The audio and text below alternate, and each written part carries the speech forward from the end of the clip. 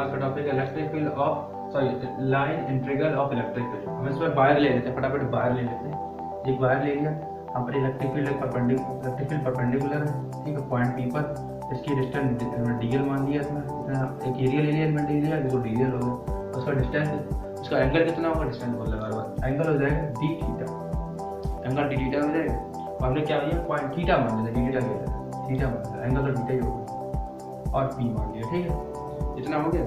आपने मान लिया इस एंड पर देखिएगा, ये मान लिया ए पॉइंट, ये मान लिया बी पॉइंट, वायर का ये पॉइंट हो गया, बी पॉइंट हो गया, ए पी हो गया, ठीक है। अब यहाँ पर इसकी लैंग्वेज लिखते हैं, उसके फॉर्मूले से फॉर्मूले लिखवाने हैं, तो लैंग्वेज लिखते हैं, लेट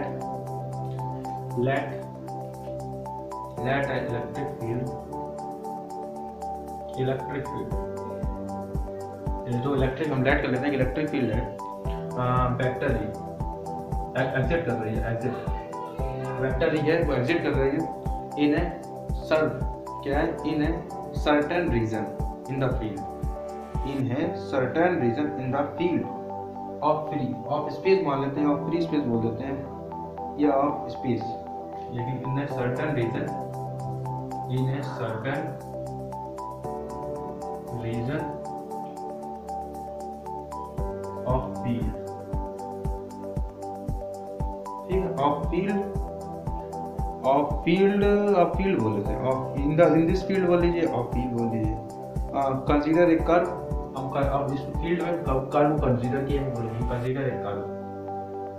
एक कर्व ही तो है पूरा, कर्व कंसीडर किया, कंसीडर कर्व कंसीडर कर लेंगे, कंसीडर ए कर्व, कंसीडर एक कर्व, ठीक है, कंसीडर एक कर्व बोल लीजिए। यहाँ पर ये मान कंसीडर एक कर्व्ड पाथ, क्या हो गया इसका पाथ, ये हो गया A P B, path A P B हो गया, A P B, path A P B हो गया, ठीक है guys, path A P B होने पर अब ले connecting to the two point, जो पाथ जितना भी है वो कनेक्ट कहाँ से, पॉइंट ए से और बी तक, connecting to the connecting two point, सीधा सीधा लिखिए पॉइंट, ठीक है, कनेक्टिंग टू पॉइंट ए, ठीक है, ए एंड बी, ठीक है भाई। अब आगे लिखते हैं, आगे क्या लिखेंगे, अब मान लेते हैं the line integral of the electric field, जो लाइन इंटीग्रल इलेक्ट्रिक फील्ड की the line integral of electric field, line integral of electric field, सही है ना, इस line integral of electric field from A to B होगा, integral of electric field from A to B defined as from A से B तक, क्या line integral of electric field A और A to B के लिए निकालेंगे, A and B, और इस डिफाइंड एज से डिफाइंड करेंगे, डिफाइंड एज फॉर्मूला लिख लीजिए, सिंपल सा फॉर्मूला लिखवा देते हैं। तो आई इक्वल टू होता है ए से बी वेक्टर, चल बी बोल दिए, ए से B E vector dot DL vector, ये फॉर्मूला होता है, ये पहला फॉर्मूला हो गया, ठीक है, ये पॉइंट आगे लो, ये पहला, यदि एंगल थीटा के लिए ले लें, ये पहला फॉर्मूला हो गया। अब फॉर्मूला दूसरा, अगर हम ले लेते हैं, अगर दिखना रहा हो गाइस तो मेरी आवाज़ सुन सकते हैं, सिंपल तो पूरी भाषा में बोल देता हूँ मुंह से, तो हम एक बार बता दें, अगर हम लेते हैं एंगल थीटा ले लेते हैं, इफ थीटा एंगल, ठीक है, इफ एंगल थीटा इंक्लूड हो रहा है, इंक्लूड बिटवीन डायरेक्शन, कौन सी डायरेक्शन, बिटवीन द डायरेक्शन दिशा, between the direction of the field के direction and element of the length, field के direction of the field and length and direction of the length, या length of the element या element of the length, element DL, ठीक है, DL then define then, तो क्या होता है formula, क्या होता है, फॉर्मूला होता है आई इक्वल टू, यहाँ से लेते हैं ए से बी एफ कॉस थीटा और डीएल, ये होता है, ये फॉर्मूला होता है, यहाँ का फॉर्मूला ये होता है, ठीक है, ये फॉर्मूला यहाँ पर हो जाता है, ये अब तीसरा फॉर्मूला से प्रूव करते हैं फटाफट। तो हम ले लेते हैं पार्टिकल, ये फटाफट मिटाते चलते हैं, प्रूव करते जल्दी जल्दी करते हैं। अब मान लेते हैं यदि इफ ये पार्टिकल एक पार्टिकल ले लिया छोटा सा पार्टिकल होगा वो डिस्प्ले, यहाँ पर एक पार्टिकल रखा होगा, मान लीजिए यहाँ पर कोई पॉइंट या चार्ज रखा हुआ है, कोई चीज रखी हुई है, वो डिस्प्लेस की जा रही है, डिस्प्लेस कितने डिस्टेंस डीएल डिस्टेंस के डिस्प्लेस हो रही है। देखिए if a particle is displaced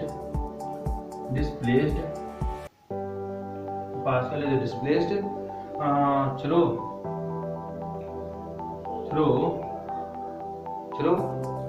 vector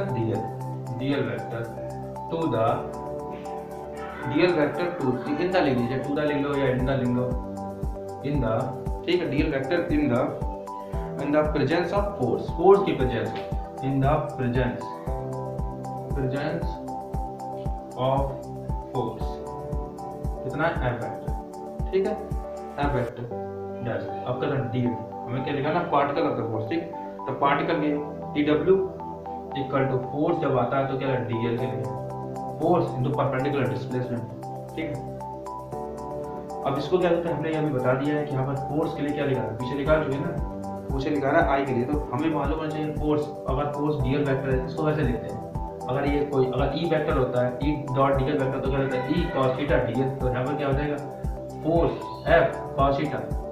dl, बात होगी ये तीनों, ये टॉपिक ये भी कंप्लीट हो गया। अब नेक्स्ट, अब इसके आगे बात करें टोटल वर्क लिखा दें, total version of the force जो लग रहा है यहाँ पर, जो फोर्स लग रहा होगा, तो फिर जो हम यहाँ पर किसी को डिस्प्लेस कर रहे हैं तो वहाँ पर फोर्स भी लग रहा होगा, फोर्स हम लगाए रहे हैं, वर्क कर रहे हैं तो फोर्स तो लगेगा।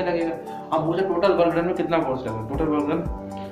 वर्क डन निकालना है फोर्स के लिए, डिस्प्लेस पार्टिकल, जो पार्टिकल डिस्प्लेस किया है हमने पार्टिकल उसके लिए निकालना है, from the point A to B, A to B के लिए point, relative A to B point के लिए, along the given path, जो दिए हुए given path है, तो लिखेंगे the total work done by the force total work done by the force is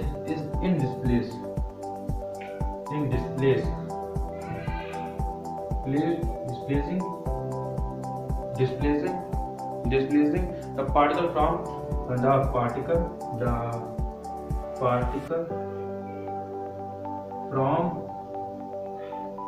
the particle from कहाँ से, from point A to B along the given path, point A from point A to B along the given path, दिए गए path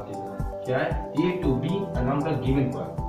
A to B along the given path, दिए गए path, ये मालूम पहले बता दिया तो दिए पाथ की बात है, ठीक है गाइस। हो गया, देखिए दिख नहीं रहा तो अब दिखा देते हैं, ये हो गया, दिख गया, हाँ। अब क्या करेंगे, इतना होगा, इसका फॉर्मूला लिखेंगे, फटाफट फॉर्मूला कर दें, ऐसे में डाल देते हैं, तो यहाँ पर फॉर्मूला लिखते हैं, फटाफट फॉर्मूला एफ इक्वल टू क्या होता है ए टू बी, ठीक है, ए टू बी के लिए निकाल देंगे, पहली बात तो इंटीग्रेशन तो लगेगा, टोटल की बात कर दी तो F vector dot DL vector according to the पहले जो हम निकाल चुके हैं उसके अनुसार एफ कॉस थीटा ये डाल दें, डीएल हो जाएगा, ठीक है, ये हो जाएगा। तो हम यहाँ पर इतना लिखेंगे, ये हो गया, ठीक है। अब एक लाइन बता देते हैं, वो लाइन लिख लीजिए, फिर एक दो फॉर्मूला होंगे बराबर कर देंगे। तो अब होगा वर्क डन, तो लिखिए वर्क लिखिए, work is the line integral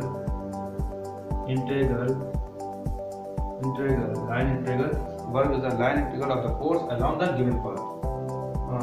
line integral of the force